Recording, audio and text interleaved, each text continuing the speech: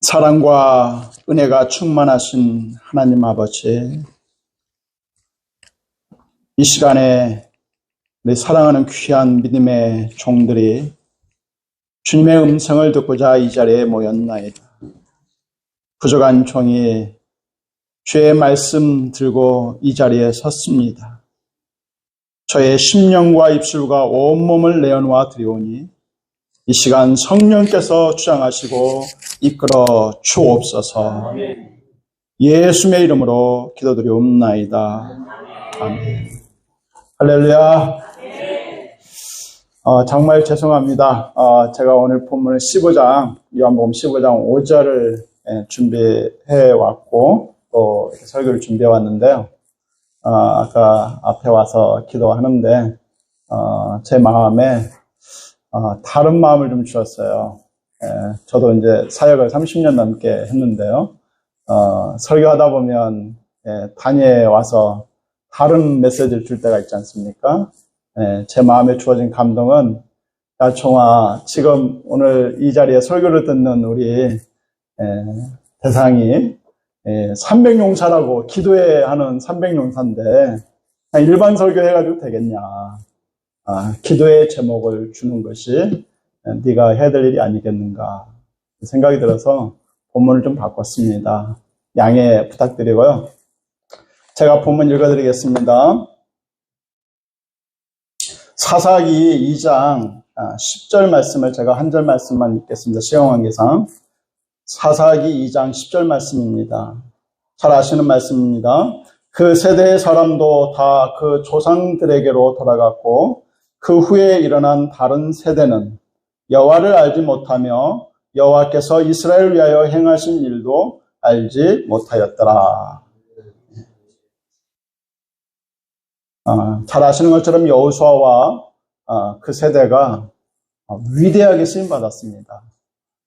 하나님의 꿈, 이 비전이 그들을 통해서 성취되어지는 가나안 정복의 역사와 가나안 땅을 차지하는 놀라운 역사가 일어났습니다. 하지만 참 안타까운 것은 그의 자녀들이었던 자녀 세대가 다른 세대가 되어서 무려 400년 동안의 이스라엘 역사에 암흑기가 시작되는 사사시대가 열리는 참 어찌 보면 안타까운 일입니다.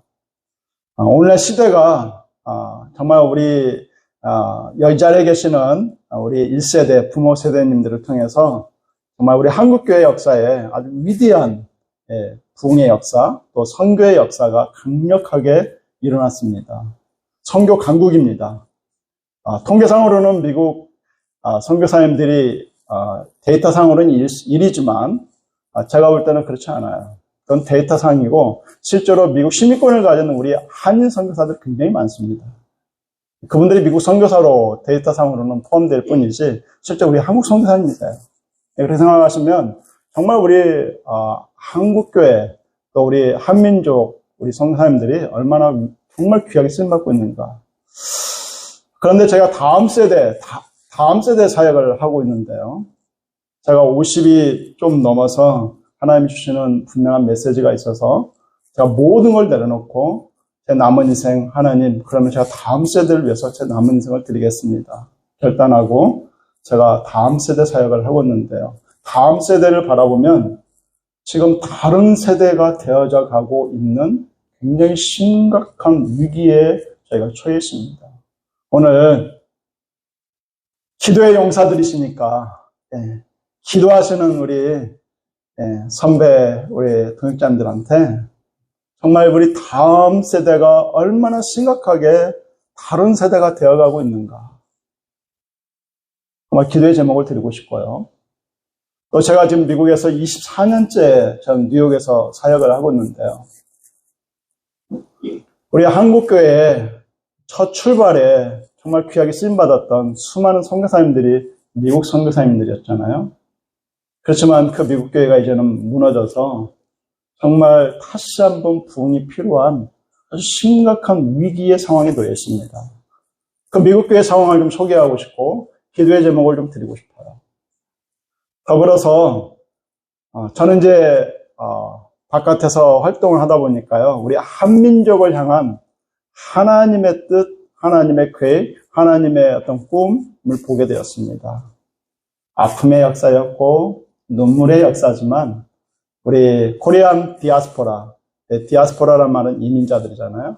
우리 한인 이민자들의 그 눈물과 아픔과 그 고통 속에서 하나님의 꿈이 피어나고 있는 것을 보았습니다.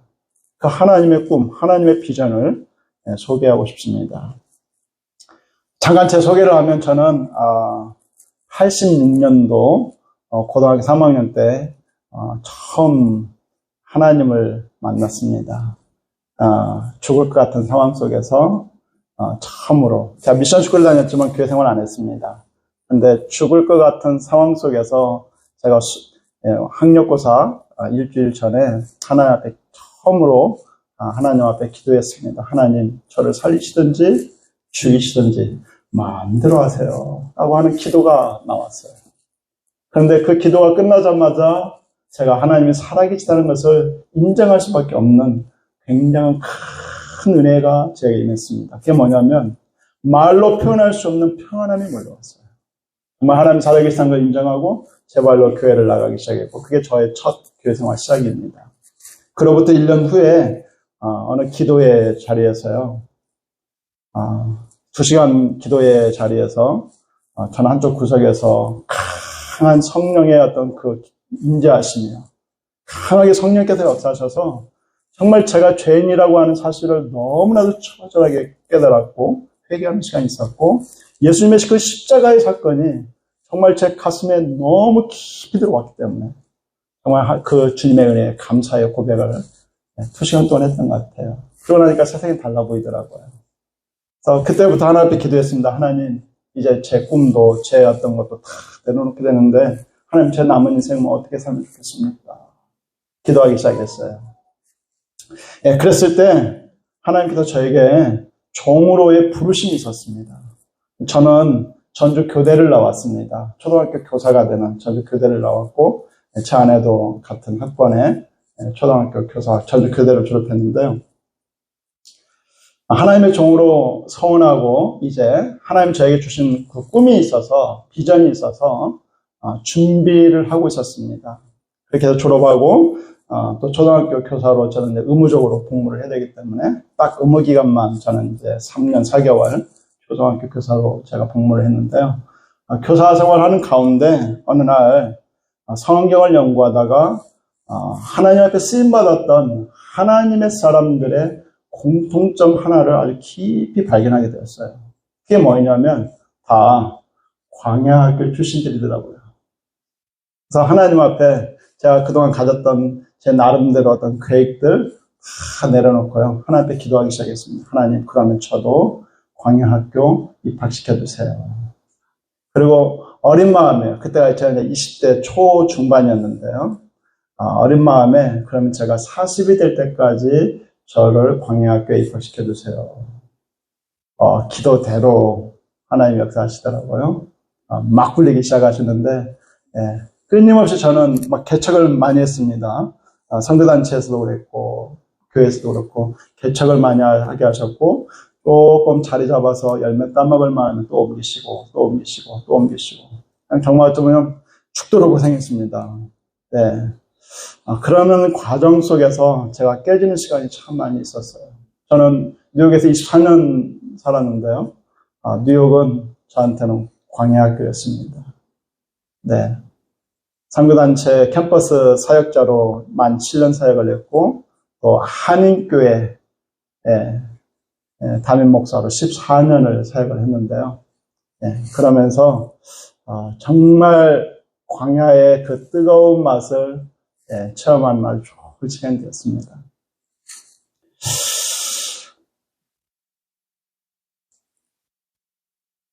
여기까지 온 게 주님의 은혜였습니다. 네. 미국 교회를 24년 경험하면서 제가 경험했던 미국 교회를 좀 소개하고 싶습니다.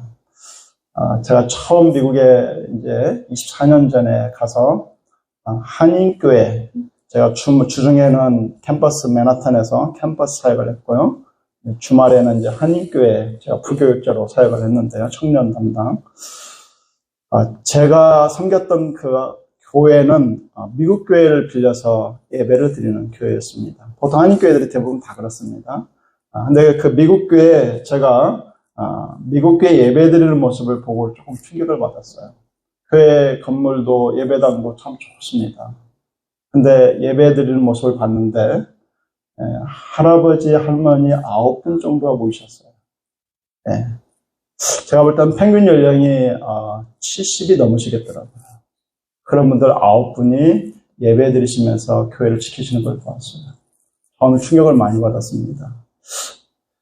비단 이 교회만의 어떤 특수한 교회겠지 생각을 했는데요. 나중에 더 미국 교회를 경험해 보면, 물론 그렇지 않은 교회도 물론 있습니다. 그렇지만 굉장히 많은 미국 교회가 고령화되어 있고 젊은 청년들이 교회를 떠나가는 그런 모습을 많이 보게 되었어요. 미국 교회가 지금 얼마나 심각한 상황에 직면해 있는가를 좀 소개를 한다면요.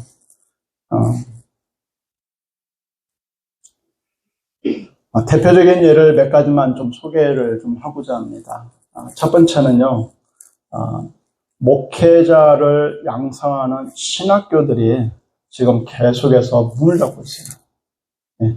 그동안 지난 10년 동안에는 그 이름 되면 알 수 있는 그 굉장히 좋은 신학교들이 한국 유학생들과 한인 신학생들을 통해서 그나마 유지가 되었는데요. 지금은 이제 한인 신학생들도 나오지 않고 있고 한국 유학생 신학생도 잘 들어오지 않기 때문에 이제 미국의 신학교들이 굉장히 재정적으로 어려운 가운데 통폐합당하거나 아니면 이제 신학교가 문을 닫는. 제 아들 전도사가 신학교 MDB를 졸업했거든요. 최근에요. 1년 전에요. 근데 그 학교가 120년 된 학교예요. CNMA라고 하는 굉장히 선교 지향적인 아주 좋은 교단입니다. 그 교단은 산하에 있는 아주 대표적인 신학교예요. 그 신학교가 최근에 문을 닫았어요. 그리고 펜실베니아주의 아주 그 장로교 쪽으로는 많은 목사님들이 오시는 유학으로 오시는 공부하러 오시는 웨스트민스터 신학교가 있고 또 비브리컬 신학교라고 하는 학교가 있습니다. 그 중에 이 비브리컬 신학교라고 하는 학교가 최근에 통폐합당했어요. 굉장히 리버럴한, 그러니까 굉장히 어찌 보면 건강하지 않는 신학교에 통폐합당했어요.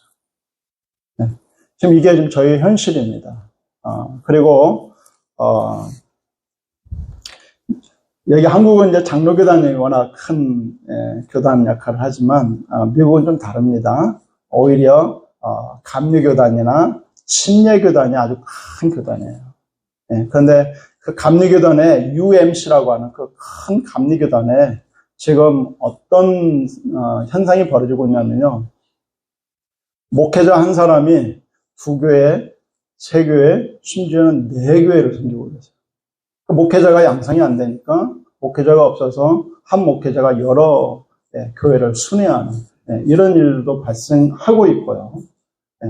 그리고 그럼에도 불구하고 목회자가 부족하니까 영어가 많이 짧은 우리 한인 목회자들을 감히 목사로 불려가고 계세요. 그래서 어떤 교회를 보면요. 전부 다 99.99%가 백인들이에요. 거기에 담임 목사님이 한국 목사님이 인정을 했었어요. 영어가 짧으신데도 불구하고도 제대로 그 목양을 해줄 수 있는 설교자가 없어서 한국 목사님을 불러드려야 되는 이런 현실이에요. 여기까지는 그래도요, 그럴 수 있다라고 생각하지만요, 미국 교회가 얼마나 심각하게 지금 무너지고 있는가를 보여주는 대표적인 사례를 하나 더 소개를 한다면요. 미국 교회의 대표적인 그 장로교단에 PCUSA라고 하는 교단이 있습니다. 물론 PCUS 말고 또 PCA도 있고요. RCA, CRC 여러 장로교단들이 있어요. 그 중에 아주 대표적인 큰 교단을 얘기하면 PCUSA예요. 프린스턴 신학교에 속해 있었던 교단입니다. 근데 그 PCUS에서 몇 년 전에 어떤 그 교단 총회에서요, 어떤 일이 벌어졌었냐면, 동성 결혼을 우리 교단이 합법화할 건지 말 건지를 논의를 했어요.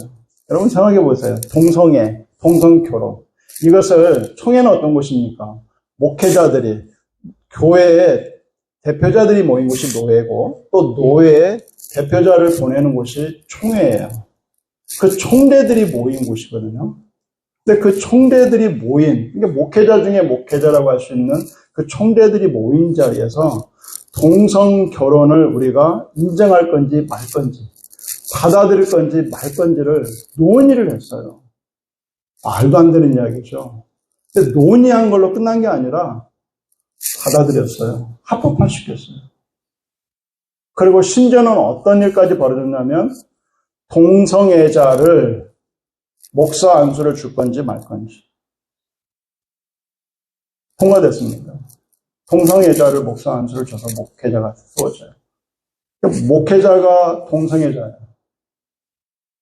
그러니 설교를 어떻게 하시겠어요? 말이 안 되죠. 근데 이게 PCUSA라고 하는 리버럴한 굉장히 진보적인 성향을 가진 교단만의 문제냐? 아니에요. 최근에는 UMC라고 하는 그래도 보수적이었다라고 표현했던 UMC조차도 최근에 동성결혼을 합법화했습니다. 이 교단이 이렇게 합법화했다는 것은요, 설교 시간에 동성애는 죄다 이렇게 설교 안 하는 겁니다. 네. 어찌 보면 그 시대에 가장 마지막 보루라고 표현할 수 있는 교회마저도, 그리고 교회가 무너진다 할지라도 마지막 보루가 돼야 될 목회자마저도 이렇게 하고 있으니까요. 미국 교회가 얼마나 좀 심각하게 무너져 있는지를 우리가 알 수 있습니다. 이게 지금 미국 교회의 현 주소입니다. 이런 가운데 지금 목회가 이루어지다 보니까요. 교회가 생명력을 잃어버리고 교회가 무너질 수밖에 없죠. 네. 데이터가 증명을 하고 있습니다. 굉장히 보수적인 하나님의 말씀을 진리의 말씀으로 인정하고 그 진리의 말씀을 중시 여기고 진리의 말씀을 바르게 선포하는 노예 또는 교단, 교회는 여전히 성장하고 있어요. 미국 교회 안에서도요. 그렇지만 이것을 다 포기해버리고 진보적인, 리버럴하다는 단어를 쓰는데요. 그 리버럴한 성향을 가진 교단, 노예, 교회는 확실하게 무너지고 있어요. 데이터가 증명을 하고 있습니다. 저 미국 교회를 위해서 좀 기도 부탁드리는 것은 정말 미국 교회가 다시 진리의 말씀으로 돌아갈 수 있도록, 특히 목회자들이 정말 진리의 말씀으로 다시 한번 하나님 앞에 회개하고 돌아와서 진리의 말씀을 바르게 선포할 수 있도록.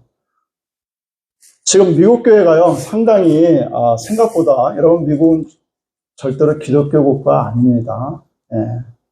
제 눈에 보였던 지난 24년의 미국 사회는 이렇게 표현하면 아마 저를 좀 어떻게 받아들일지 모르겠지만요, 사회주의 국가에 가깝습니다. 제가 현장에서 느낀 것은 그랬어요. 그리고 하도 정말 이해가 안 되는, 어떻게 자유민주주의 국가라고 말하는데 이런 모습들이 나타나지? 라고 하면서 제가 의문점을 많이 가지고 제가 세상 읽기를 하는 시간을 갖기 시작했어요. 도대체 미국 사회가 역사를 봤을 때, 그리고 미국 사회를 곳곳을 좀 제가 분석을 해봤을 때 굉장히 충격 많이 받았습니다. 사회주의 국가에 가까워요. 자유민주주의 국가 아닙니다. 굉장히 사회주의적 성향이 굉장히 많이 있습니다. 그 가운데 어찌 보면 미국 교회가 지금 굉장히 많이 무너지고 있다라고 하는 사실을 말씀을 좀 드리고 싶어요. 조금 다른 얘기를 좀 해보겠습니다. 지금 제가 소개해드린 것과 관련해서 제가 나름 미국 사회 그리고 미국 교회 또 미국의 역사를 좀 연구해 봤을 때요.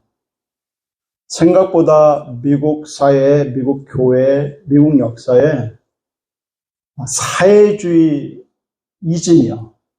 사상이죠. 공산주의라고도 할 수 있는.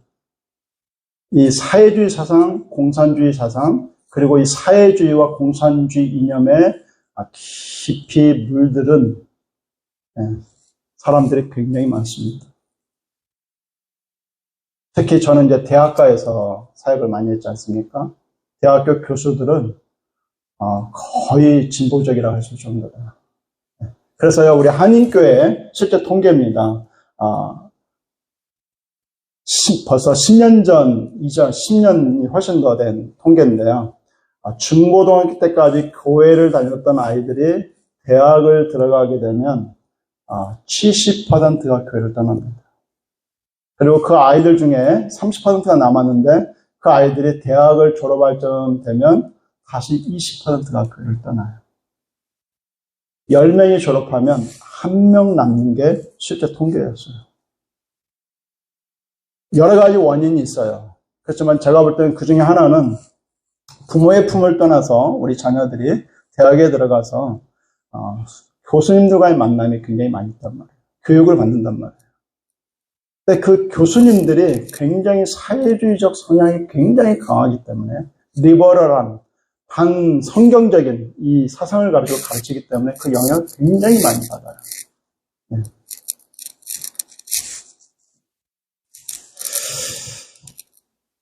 제가 좀 이 부분에 대해서 저는 대학교 어떻게 보면 우리 청년들하고 많은 대화를 해야 되기 때문에 그냥 예수 잘 믿으라 이렇게만 해가지고는 애들한테 먹히지 않잖아요. 그렇기 때문에 우리 청년들하고 깊이 대화를 해야 되기 때문에 좀 스터디가 필요합니다. 나름 연구가 필요하고 또 거기에 기초해서 우리 청년들하고 대화를 해야 되고 때로는 변론을 해야 되고 그래야 하기 때문에요. 제가 공산주의 그 역사에 대해서 조금 공부를 좀 해봤습니다. 지금 전 세계에 그들은 공산화하고자 하는 어떤 분명한 목적을 가지고 움직이고 있지 않습니까? 근데 그 공산주의자들이 소련하고 구소련이죠. 소련과 중국에서는 그 두 번의 혁명, 중국의 러시아에서는 이제 20세기 초에 이제 그 볼셰비키 혁명에 의해서 공산화되지 않습니까? 러시아가 무너지고 소련이 이제 탄생하는. 그래서 어쩌면 공산주의의 종주국이 됐는데요. 그 소련과 중국을 중심으로 아주 강력한 그 프롤레타리아 혁명이라고 하는, 그러니까 이 혁명을 통해서 공산화하려고 하는 이 일이 굉장히 강력하게 일어나고 있다가 중간에 한번 브레이크가 걸립니다. 그리고 서구 유럽 같은 경우는 공산화가 실패를 해요. 그래서요, 이 공산주의 중심에 있었던 이 사람들이 깊이 각성을 하는 시간을 갖습니다. 도대체 우리 공산주의 사상이 아주 강력하게 펼쳐나가다가 왜 우리가 브레이크가 걸리고 왜 서구 유럽에서는 실패했을까? 깊이 연구를 해요. 근데 그 깊이 연구한 그들의 그 보고서를 보면 저희들에게 인사이트 주는, 저희들에게 주는 메시지가 있더라고요. 그게 뭐였냐면, 그들이 내린 결론이 어떤 결론이 있었냐면요. 이 지구상에 두 기관이 존재하는 한은 공산주의는 절대로 성공할 수 없다라고 하는 이 사실을 그들이 발견하게 돼요. 두 기관이. 여러분, 좀 어느 정도 좀, 답을 찾으셨어요? 네, 첫째는 교회입니다, 교회. 교회가 존재하는 한. 그리고 또 하나요. 그럼 뭐라고 생각하십니까? 네? 네, 맞습니다. 가정이 존재하는 한은, 공산주의는 절대로 승리할 수 없다라고 하는, 성공할 수 없다. 공산화는 성공할 수 없다라고 하는 이 답을 찾아내요. 어쩌면 그들은 진짜 본질을 정말 제대로 잘 찾아냈어요. 그래서요, 가정과 교회가 존재하는 한은 절대로 지금의 기존의 방식, 혁명으로 공산화하는 것은 절대로 성공할 수 없다고 하는 사실을 철저하게 이들이 캐치해내고요. 전략을 대폭 수정합니다. 그게 뭐냐면 이제 영어로요. 컬처럴 마르크시즘이라고 하는 문화 마르크스주의라고 하는 혁명이 아니라 문화라고 하는 통로를 통해서 공산주의 사상을 주입하고 공산화하겠다라고 하는 전략을 대폭 수정합니다. 이것을 미국 사회에서 1960년대, 70년대부터 본격적으로 이들이 진행을 해요. 그래서 전략적으로 이들은요, 어떻게 하냐면 철저하게 사람을 키웠어요. 그리고 그 사람들을 철저하게 사람을 키워서 전략적으로 몇 곳에 침투를 시켰습니다. 그 몇 곳이 첫째는 어디냐면 아까 컬처럴 막시즘이라고 하는 그러니까 문화라고 하는 통로를 통해서 공산주의 사상을 주입시키고 사람들을 변화시키겠다라고 하는 공산화하겠다라고 하는 이런 전략이었기 때문에요. 어디를 이들이 집중적으로 타겟을 삼았냐면 헐리우드입니다. 영화 산업이잖아요. 문화를 주도하는 헐리우드를 장악을 해요. 그리고 두 번째는 어디를 장악하냐면요. 영어로는 매스미디어라고 하는데 주류 언론들이요. 뭐 CNN부터 시작해서 뭐 ABC, 뭐 MBC 그런 방송국이죠. 신문도 있고요. 언론을 장악을 합니다. 그리고 세 번째 어디에 집중적으로 또 사람을 침투시켰냐면요. 그게 바로 대학가입니다. 캠퍼스. 문화를 어찌 보면 주도하는 곳들이에요. 굉장히 강력한 문화에 영향을 미치는 대표적인 곳들입니다. 이곳을 통해서요, 이 컬처럴 막시즘이라고 하는, 뭐 제가 이 시간에 지금 이걸 소개할 수 있는 시간은 아니니까요. 그냥 그런 게 있다라고만 이해를 하시면 좋겠는데요. 이 컬처럴 막시즘이라고 하는 걸 통해서 철저하게 이들이 공산화하는 작업을 했어요. 그래서 우리 젊은이들이요, 굉장히 생각보다 미국 사회의 우리 젊은이들이 반기독교적인 그리고 반사회적이고 반가정적인 이 사상이 굉장히 깊이 뿌리내려 있습니다. 교회와 가정을 무너뜨려야 되잖아요. 그러니까 반기독교적인 어떤 그런 문화를 형성해야 되잖아요. 그리고 그런 사상을 주입시켜야 하잖아요. 그리고 반가정적인 철저하게 가정을 무너뜨려야 되기 때문에 지금은 이제 그들이 워낙 파워가 있다 보니까요. 아예 이제 법제화하기 시작하고 있어요. 그래서 그 대표적인 사례가 바로 동성결혼 합법화입니다. 그럼 동성결혼이 왜 무섭습니까? 다른 거 아니에요. 동성결혼은 가정을 파괴시키는 주범입니다. 여러분, 동성결혼이 합법화된 이후에 미국 사회에서 어떤 일이 발생하고 있냐면요. 물론 이제 연방정부가 합법화했다 할지라도 주정부가 아주 보수적인 주정부는 여전히 동성결혼을 합법화 인정을 안 합니다. 그렇지만 또 리버럴한 주에서는 동성결혼을 합법화하고 있는데요. 대표적으로 참 안타깝게도 청교도들이 와서 정착하면서 처음 이 미국 사회의 정신을 미국 사회에 정말 정신적 지주 역할을 했던 그 첫 출발지가 보스턴 쪽입니다. 근데 미국 사회에서 가장 리버럴한 곳 중에 하나가 보스턴이에요. 너무 안타깝죠. 어쩌면 우리 기독교의 성지라고 할 수 있는 그 땅에 지금은 완전히 반대로 여러분 미국 사회에는 사단교도 있습니다. 실제로 사단 교회가 있고 사단 그 숭배를 하고 대놓고 축제도 합니다. 최근에 보스턴에서 대대적인 축제가 사단교에서 주최하는 대대적인 축제가 있었어요. 근데 그 보스턴에서 어떤 일이 발생했냐면요. 이런 일이 발생했습니다. 동성결혼이 합법화되자마자 학교에서 초등학교에서 있었던 일입니다. 학교에서 주최를 해가지고 동성결혼을 이렇게 하는 그러니까 퀴어 축제라고 여러분 아시지 않습니까? 퀴어 축제와 같은 축제를 오픈했어요. 학교에서요. 그러니까 크리스천 학부모가 학교에 애를 보낼 수가 없잖아요. 그래서 안 보냈어요. 근데 어떤 일이 발생했냐면 학교에서 그 아이의 학부모에게 고소를 했어요. 아동학대죄로 고소를 했습니다. 이러면 아동학대는요, 미국 사회에서는 가장 무서운 범죄 행위 중에 하나고, 부모 양육권 무조건 뺏깁니다.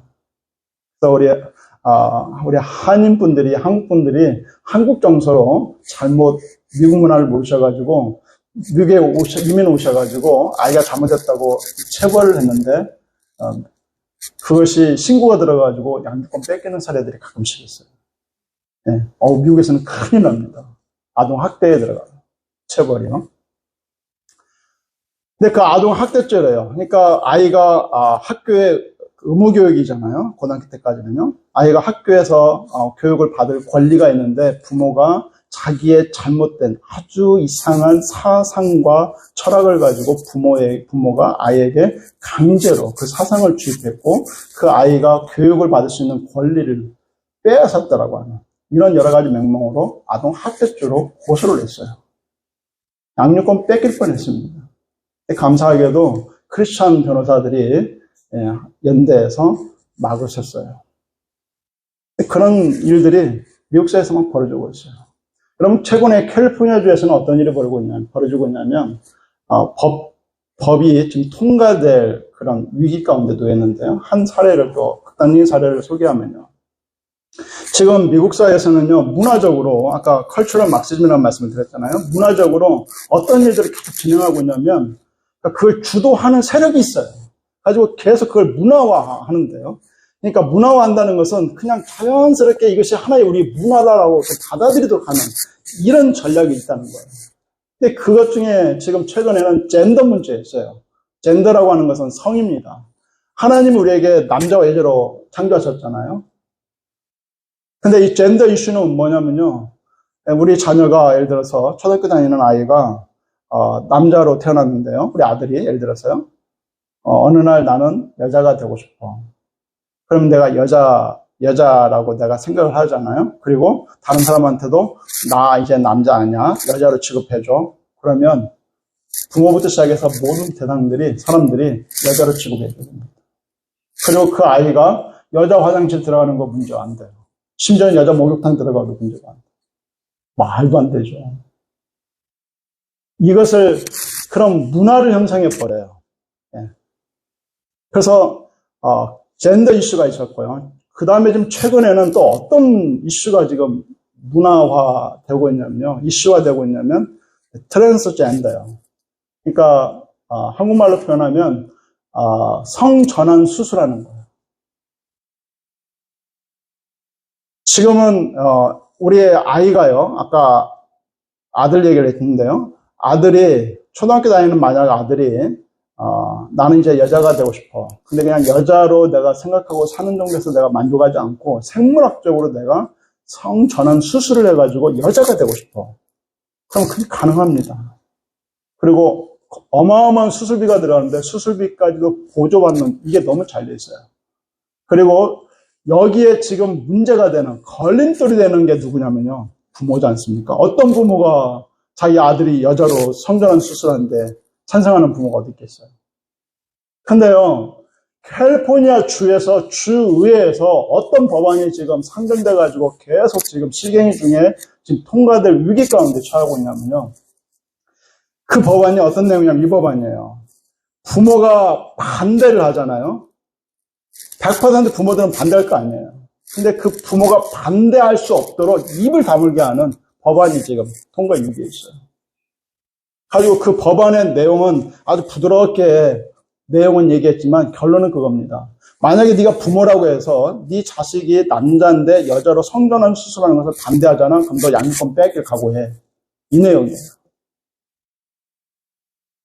그러니까 지금 어찌 보면요. 미국 사회가 지금 제가 극단적인 사례 몇 가지만 좀 들고 있는데요. 지금 교회로 하여금, 부모로 하여금, 크리스천 부모로 하여금 자녀들 자체를 어떻게 컨트롤할 수 없는. 우리 아이들은 어린 나이고 아직 분별을 못 하잖아요. 근데 그 아이가 어떤 선택을 잘못할 수 있는데 그것을 부모로서 어떤 정당하게 교육을 시키고 제지를 가하고 그 아이를 바르게 방향 제시를 해주고 끌어갈 수 있는 게 부모의 권리 아닙니까? 근데 그걸 아예 입을 다물도록 문화적으로 막고 있어요. 굉장히 꼰대 소리 들어요. 네. 동성애가 잘못이다, 동성 결혼은 죄다 이렇게 말하면요 미국 사회에서는 꼰대 소리 듣습니다. 아주 혐오의 대상이 되어버리고 있어요. 지금 얼마나 미국 사회가 이상하게 돌아가고 있냐면요.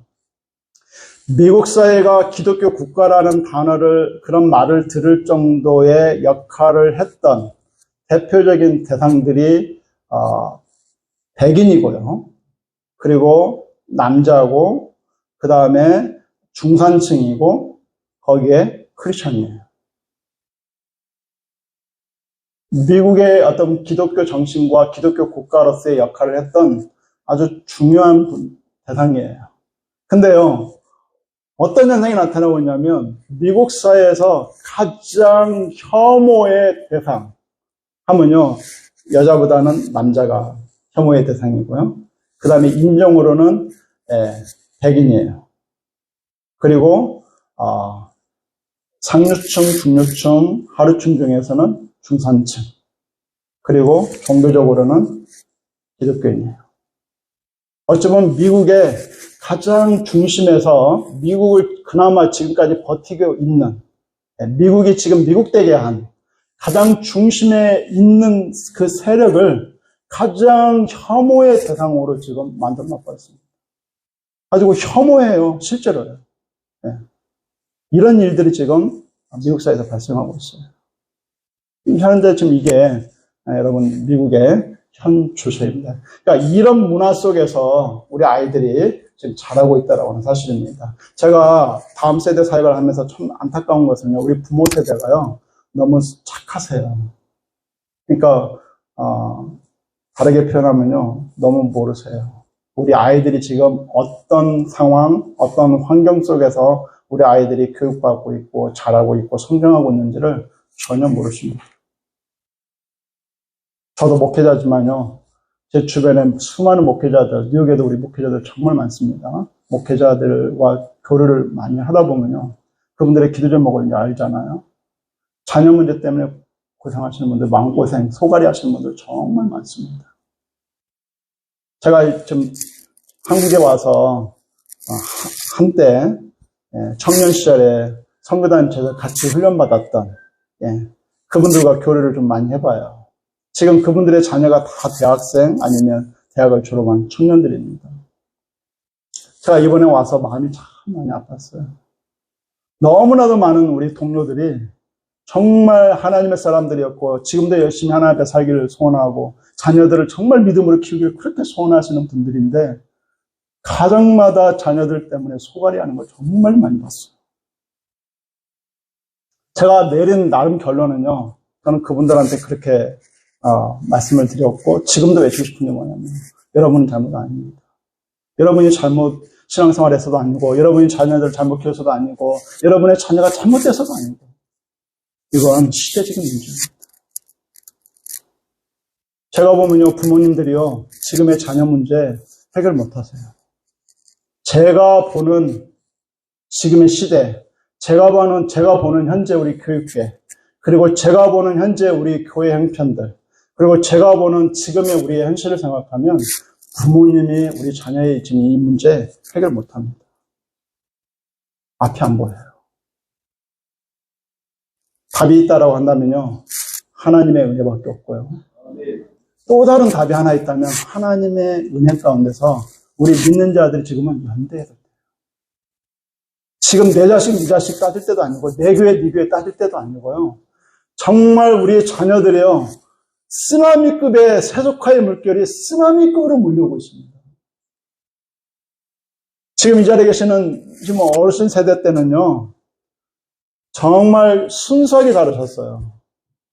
근데 지금 우리의 자녀 세대들은요, 아까 제가 그 말씀 드렸잖아요. 그 세속화의 물결만이 아니라 그 사회주의 사상이요. 그게 캠퍼스에 들어왔는데 이게 지금은 고등학교, 중학교, 초등학교까지 내려와 있어요. 교사들이 많이 작용화되어 있습니다. 여기 한국식으로 표현합니다. 굉장히 리버럴한 그 가르침을 초등학교 교사가 하고 있고요. 아마 그 초등학교 아이들이 성교받는 아마 그거 보시면 여러분들 아마 충격받으실 거예요. 너무 리얼하게 영상을 통해서 성교육 시간에 영상을 통해서 너무 리얼하게 우리 아이들이 성을 접합니다. 근데 어떤 성을 접하냐면 남자와 남자가, 여자와 여자가 하는 행위를 리얼하게 보여줘요. 너무 자연스럽게 동성 결혼하는 것이, 동성애 하는 게 너무 자연스럽게 우리 아이들이 어렸을 때부터 보고 교육을 받고 접하고 그게 문제가 없고 그것이 건강한 가정을 이루는 것인 것처럼 그렇게 교육을 받고 영향을 받습니다. 그래서요, 우리 아이들이요, 신앙생활 했던 우리 아이들이 초등학교 때까지는 그나마 괜찮아요. 근데 그 아이들이 이제 중학교 가서 이제 사고가 커지잖아요. 머리가 굵어지잖아요. 그리고 이제 굉장히 논리적인 사고를 하지 않습니까? 그러니까 뭐 단순히 옛날처럼 뭐 진화론을 공부했기 때문에 창조론을 얘기하는 것과 다툼의 이런 문제가 아닙니다, 지금은. 지금은 차원이 달라요. 그래서 부모들하고 끊임없이 싸우는 것 중에 하나가요. 아빠, 엄마, 왜 동성애자가 왜 죄야? 왜 동성애가 죄야? 동성결혼하면 왜 안 돼? 그래서 지금 미국의 우리 한인교회 학부모들 중에는요, 걱정하시는 분 상당히 많습니다. 이놈의 자식놈이, 아들놈이 어느 날 남자를 들어와가지고 결혼하겠다고 하면 어떻게 해야 되나? 왜? 우리 자녀들은 거기에 대해서 문제의식 갖지 않습니다. 굉장히 많이 다투어요. 이게요, 그 아들의 문제만이 아니라고 하는 사실을 저는 외치고 싶어요. 시대적인 문제고, 정말 이 문제를 놓고 우리 부모 세대가 연대해서 하나님 앞에 간절히 정말 기도해야 될 문제라고 하는 사실이에요. 네. 지금 여기에 300용사 계시는데요. 정말 여러분 기도해 주시길 바랍니다. 네. 정말 기도 외에는 이런 일과 나갈 수 없다고 하셨던 그 주님의 말씀대로 기도하지 않으면 지금 할 수 없다라고 하는 사실이에요. 이제 시간이 많이 지나서 마음껏 하시라고 했는데 그래도 제가 양심은 있죠. 네, 자, 빨리 그래도 또 기도하셔야 되니까 이제 정리를 좀 해보고자 합니다. 이런 얘기만 하면 좀 소망이 없습니다. 앞이 캄캄하고 우리 이제 한인교회는 끝났구나. 또 우리 한국교회도 지금 청소년 복음화율이 3%인데요. 이런 얘기만 하면 우리의 미래는 없고 어찌 보면 이스라엘 역사가 여호수아와 그 세대 이후에 다른 세대가 나와서 400년 동안 영적 암흑기 사사시대가 전개됐는데요. 어찌 보면 우리 한국교회도 그러지 않겠냐 하는 굉장히 어찌 보면 위기의식도 들지만 절망도 가질 수 있다고 생각합니다. 근데 그렇지 않습니다. 저는 하나님의 일하심을 봤어요. 저는 오늘 마지막으로 그 얘기를 하고 마치고자 합니다. 저는 외국에 있으면서요, 우리 코리안 디아스포라, 우리 1.5세 2세들을 보면서 하나님의 꿈, 하나님의 비전을 보았습니다. 194개국에 800만이 흩어져 있습니다. 적지 않아요. 그 중에 우리 1.5세, 2세, 우리 청년, 청소년들은 최소 100만 저는 이상이 될 거라고 봐요. 그러면 선교사 자녀, 목회자 자녀들만 약 한 10만 정도 추정합니다. 여러분, 제가 코리안 디아스포라 우리 1.5세, 2세, 이 친구들은요, 한국말과 그 현지 언어를 가지고 있는 친구들이고, 이미 그곳에 교육을 받았고, 그 나라의 문화를 익힌 자들이에요. 저는 1세 선교사인데요. 그 친구들은 제 눈에 보면, 그들은 이미 그 나라의 언어와 문화와 모든 걸 가지고 있는 선교사들이에요. 예비 선교사들입니다.